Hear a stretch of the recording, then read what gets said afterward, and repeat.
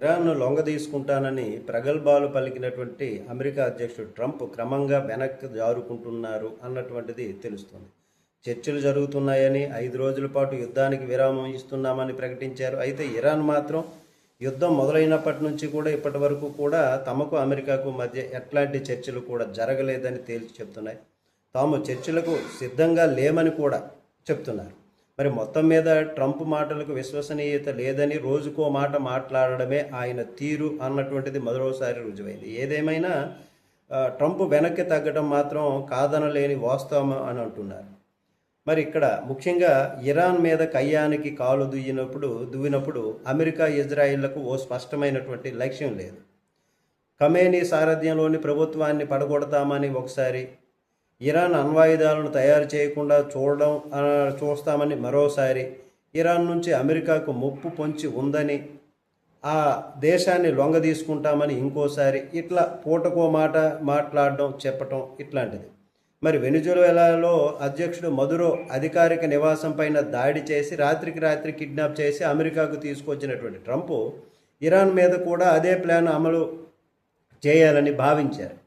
Iran supreme leader Khamenei రాజధాని టెహ్రాన్లో సైనిక పౌర ఉన్నతాధికారులతో సమావేశమైన తరుణంలో ఆ సమయంలో వారి మీద అమెరికా, ఇజ్రాయెల్ అకస్మాత్తుగా బాంబులు కురిపించాయి. వారిని హత్య చేసి యుద్ధం ప్రారంభించాయి. మరి ఖమేనీ హత్య తర్వాత అప్పటి వరకు ఉన్నటువంటి అంతర్గత విభేదాలు, ప్రభుత్వం మీద ఉన్న అసమ్మతిని కూడా పక్కన పెట్టి దేశ పరిరక్షణ సంబంధించి యావత్తు ఇరాన్ ఒక్కటైపోయింది.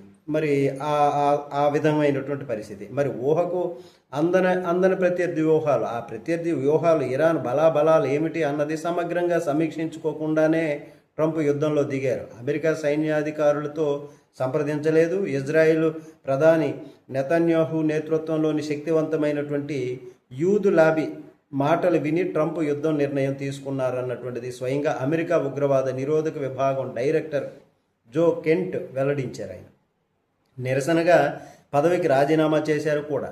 గల్ఫ్ మొత్తానికి యుద్ధాన్ని విస్తరిస్తుందని ట్రంప్, నెతన్యాహు ఊహించి ఉండరు. ఇక హోర్మజ్ జలసంధిని అడ్డుకోవడం ద్వారా ఇరాన్ తన వద్ద ఉన్నటువంటి బ్రహ్మాస్త్రాన్ని ఉపయోగించింది. దీంతో యుద్ధ ప్రభావము యావత్ ప్రపంచం మీద కూడా పడిందని చెప్పాలి.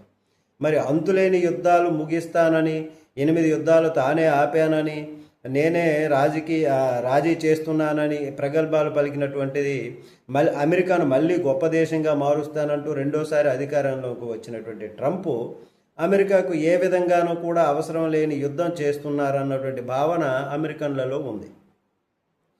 మరి మరోవైపు అమెరికాలో పెట్రోలు, డీజిల్ ధరలు ఇటీవల కాలంలో ఎన్నడూ లేనంతగా పెరిగిపోవటం, స్థిరత్వం లేని ట్రంప్ మాటలతో చేతలతో అమెరికా అధ్యక్ష పదవి ఒక జోకులాగా తయారైంది అంటున్నారు. మరి స్వయంగా ట్రంప్ మద్దతుదారులు కూడా ఈ యుద్ధాన్ని సమర్థించడం లేదు. సర్వేల్లో ట్రంప్ ప్రజాదరణ రోజుకి కూడా దిగజారిపోతుంది. మరోవైపు ఈ ఏడాది చివరిలో అమెరికా ప్రతినిధుల సభకు ఎన్నికలు జరగనున్నాయి. మరి అధికార పక్షమైనటువంటి రిపబ్లికన్ పార్టీకి పరిస్థితులు ఏమాత్రము సానుకూలంగా లేవన్నటువంటిది సంకేతాలు వెలువడుతున్నాయి. ఈ నేపథ్యంలోనే తాజాగా వెనక్కి తగ్గారన్నటువంటి అభిప్రాయాలు ట్రంప్ పైన ఏర్పడుతున్నాయి. నమస్తే.